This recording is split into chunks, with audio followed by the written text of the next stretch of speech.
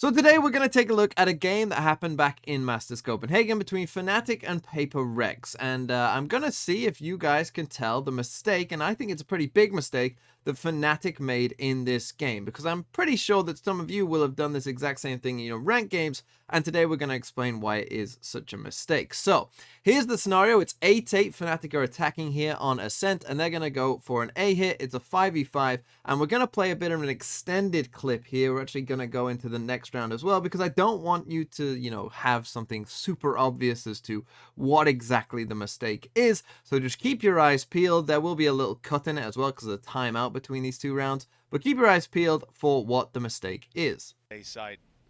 He's about to have the challenge. Forsaken's pushed back by the Prowler. He's going to be caught now as well. I don't think he can take his ult out just yet. Yeah, he's suppressed. He's got to run for his life. Buy time, stay alive. And Fnatic are capitalizing on that. But Alpha just tried to wall up in towards the site through the Cosmic Divide.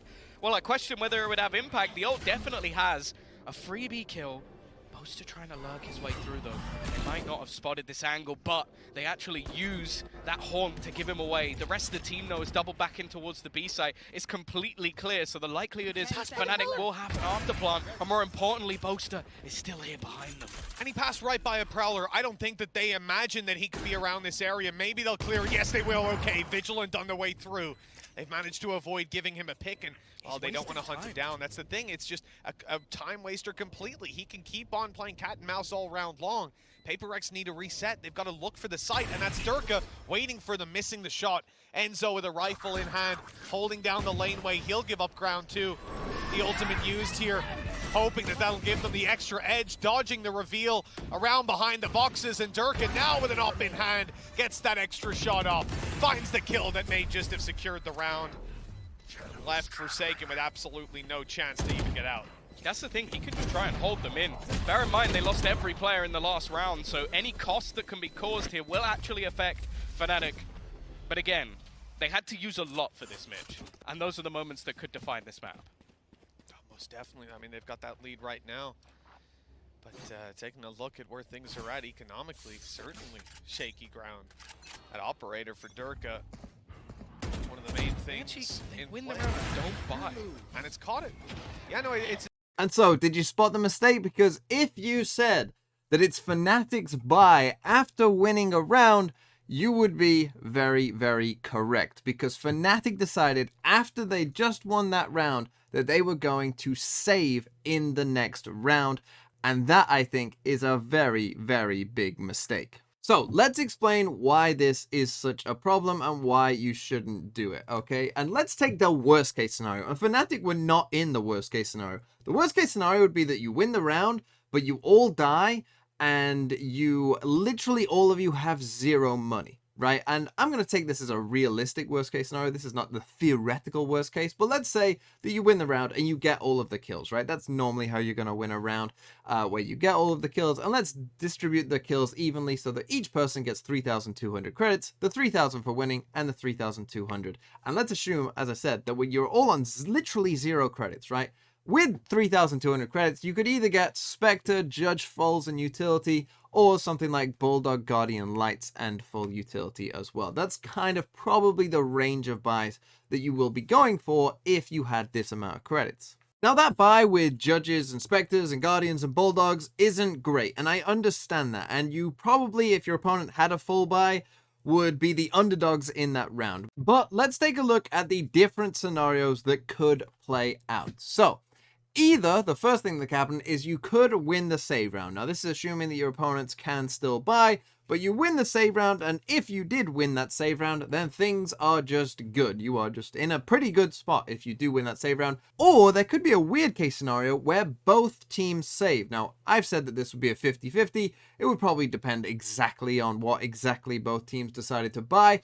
But the thing is, if you are the victors of the previous round, you're probably in like a slightly better economical spot than your opponent. And if you decided to full buy and they're saving, you should be buying to punish that save, because it is likely going to be a round that you are likely to win, and therefore you should be trying to take in that free round, maybe boosting your own economy as well. That's what you should be doing instead of both teams saving. Or there is the other case, and this is the one that happened in the Fnatic game here, where you are going to lose that save round. Your opponent can still buy, but you're going to lose the round. Let's call that around 80%. And the thing is, you're only going to get the first round loss bonus, and we'll explain why that might matter later on as well, of 1,900 credits, right? But let's assume that you lose the save round, but then you go into the next round, which is kind of a 50-50 round, right? That buy round, you've saved to buy your rifles. Your opponent now has rifles too. And you end up in this scenario and you win that next round, right? The problem is that even if you win that next buy round, your opponent can probably buy in the one after that as well, because in this round where you saved, most likely they're going to have maybe 3, maybe 4 people alive, maybe even 5 people alive, and they're going to be able to build up their economy so that even if they lost this round here, they can still buy back into that next round as well and have a pretty healthy economy. Or, of course, you could lose this 50-50 round, right? Where you buy, but then you lose against your opponents again. And now you're only getting 2,400 credits for your second loss bonus. The thing is, with only the second loss bonus here, you're likely going to be saving again, right? And when you're likely saving again, that means you're likely going to lose again. And that means you're likely going to be losing 3 in a row if you lost this round. And so that would mean after winning a round, you've now played the 3 next rounds where potentially in only one of them you had even a decent chance, and so you are likely going to lose 3 in a row, and this is exactly what happened to Fnatic. And the thing is for Fnatic here, as you can see, is because these guys are only looking at their min next buy, they're only getting the first loss bonus of 1,900, that means that we're seeing stuff like Frenzy with light shields, Frenzy with light shields. Alfia is eventually going to buy a Sheriff here with light shields. But, you know, this is not a good save. This is a bad save, right? This is not like, oh, we have a chance save. This is really, really bad save. And perhaps what's even more frustrating about this is that Fnatic are in nowhere near the worst case scenario. 2 people survived the last round, so they already have 2 very good guns already. Durka also has his ult, and I know that going with 2 attacking ops, you know, isn't ideal. But it's probably better than this alternative as well, right? I would still prefer going for this round with the 2 ops rather than go for this save. As you saw in the first clip, Durka actually did manage to get the first kill, and we ultimately ended up in a 3v2 here with the spike down for Fnatic. And so we've got Alfia and Durka here. We're going to get the fade ult there from Benkai, and ultimately we're going to end up with Alfia having to try and clutch with just a Sheriff. And, you know, had he had a full gun here, you know, maybe he makes this work in this 1v2. Instead, he's just working with a Sheriff. Now, you know, you put, you know, a Bulldog in his hands or something like that, maybe he has a chance, but instead, he just has a Sheriff. It's going to make this a lot harder than it potentially needed to be, and ultimately, Fnatic end up not just losing this round, but then they would go on to lose the round after this, and the round after that, and the round after that, and so would end up down 12-9 from being 9-8 up. And I really do think this one decision cost them this map. And so if you ever find yourself in a position where you don't have a lot of money, but you just won the last round, you must buy. You must never save after winning a round. It is simply not the correct play. You always must be forcing as much as you can after you win a round.